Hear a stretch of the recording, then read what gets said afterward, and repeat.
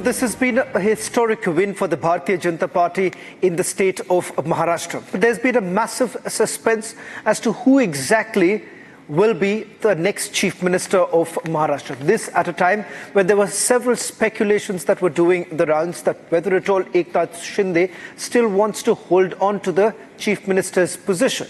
That now has already been cleared by Eknath Shinde, saying that the decision lies with the Bharatiya Janata Party. Not to forget that this is BJP's best ever performance in Maharashtra since 1962. And at the helm of this is none other than Devendra, the former Chief Minister of Maharashtra and the Deputy Chief Minister. The question here is the three faces that have essentially emerged, starting with Devendra himself. Let's just quickly take you through the details that we are emerging, and then we'll also go across to Rahul Narvekar, who will be joining us on this broadcast, taking you details of what's really brewing within the BJP camp and the others. Let's just quickly take you through some of the details that are emerging. Now, in terms of what we have picked up so far, the government formation to be finalized today.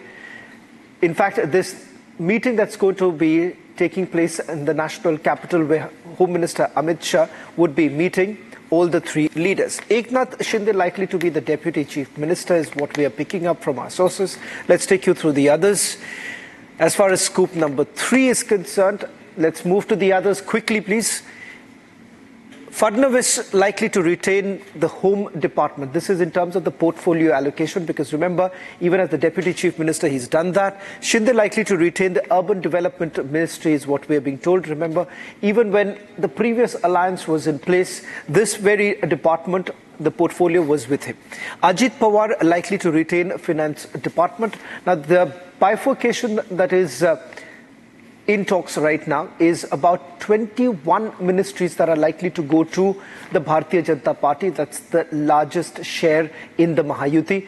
Roughly about 12 is what we are being told would, in all likelihood, would be going to Shiv Sena, and the rest likely to go to the NCP. These are the latest images now coming in from Mumbai.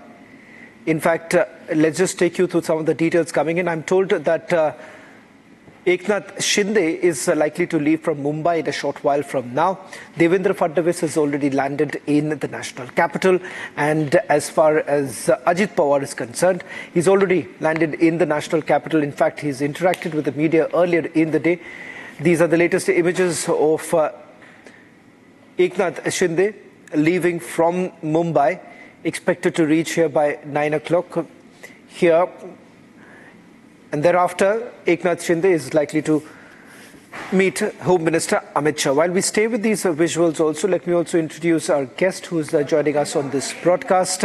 Let's introduce our guest joining us, Rahul Narvekar, senior BJP leader and the former Speaker of the Maharashtra Assembly, an erudite leader of the Bharatiya Janata Party. Thank you very much, Mr. Narvekar, for joining us on this broadcast. Let me straight away begin by asking you, a lot of suspense over who exactly is going to be the Chief Minister of Maharashtra. What one can't take away is perhaps the stellar performance of the BJP under the leadership of Devendra Fadnavis.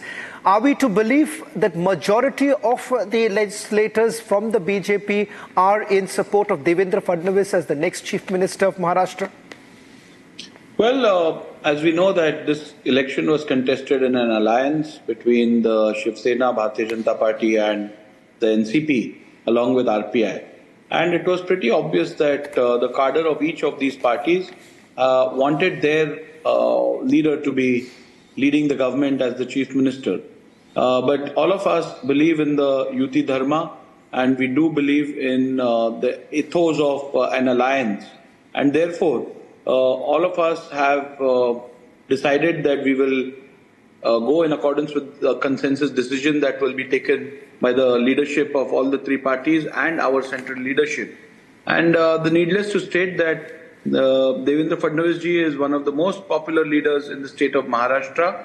He is undoubtedly a leader whom the entire Bharatiya Janata Party Maharashtra unit look forward to.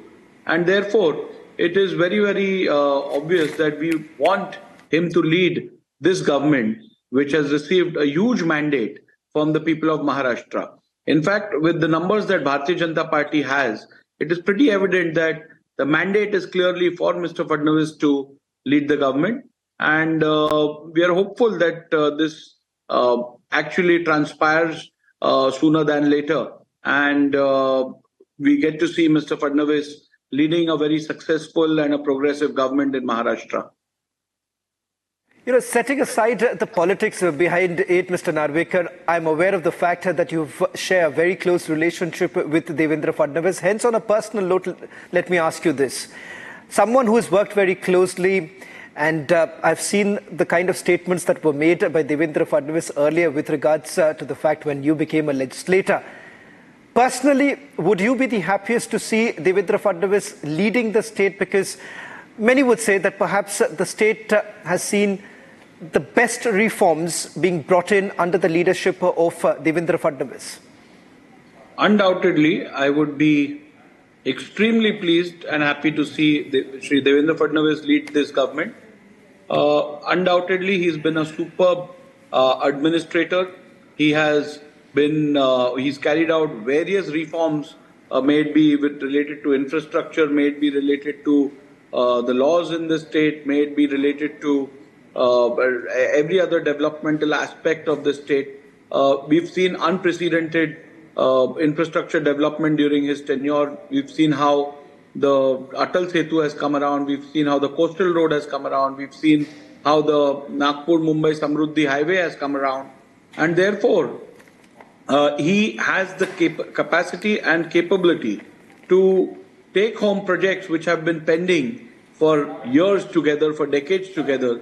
For example, the Atal Setu Sea Bridge was planned during the 1980s, but did not see the light of the day because successive administrators were unable to get the requisite permissions and to get this into reality. And Mr. Fadnavis his record shows that he is a go-getter. He's a person who delivers.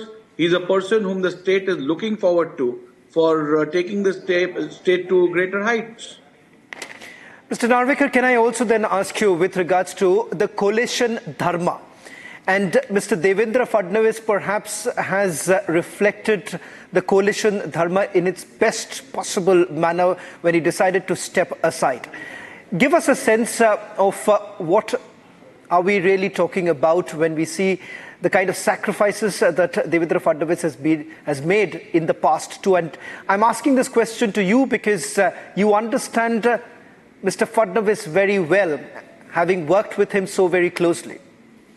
See, I can tell you one thing very, very confidently, and I'm extremely pleased to tell you this, that if you have to find a true example of a dedicated party worker, you'll see that in the form of Mr. Devendra Fadnavis. For him, it has always been nation first, party thereafter, and self at the last.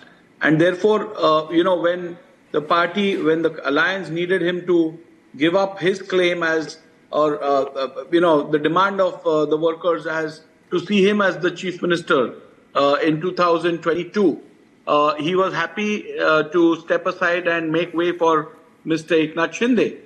Despite BJP having 105 legislators at the relevant time, despite the numbers clearly being in favor of the Bharatiya Janata Party, it was in the interest of the alliance and in the interest of the party that we made way for Shri Eknath Shinde.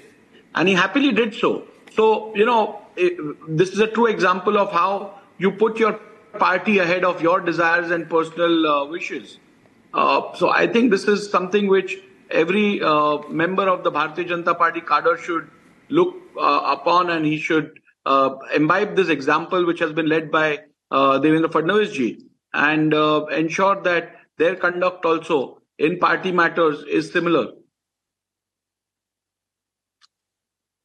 Question, Mr. Narvekar, before I let you go, because we'll go back to the developing story right now in the national capital as all the leaders are coming in. There was a massive speculation that Eknath Shinde perhaps was unhappy about it. Were there overtures made by Mr. Devendra Fadnavis to Eknath Shinde to try and settle this entire issue? Because not to forget, there is a growing clarion, growing call that Devendra Fadnavis should basically take over. See, you have to understand this alliance between the Shiv Sena Bharatiya Janata Party is a natural alliance. This is an alliance which is not here for personal gains. This is an alliance for the benefit of the people of Maharashtra, people of this country, and to take forward the common ideology of Shiv Sena and Bharatiya Janata Party.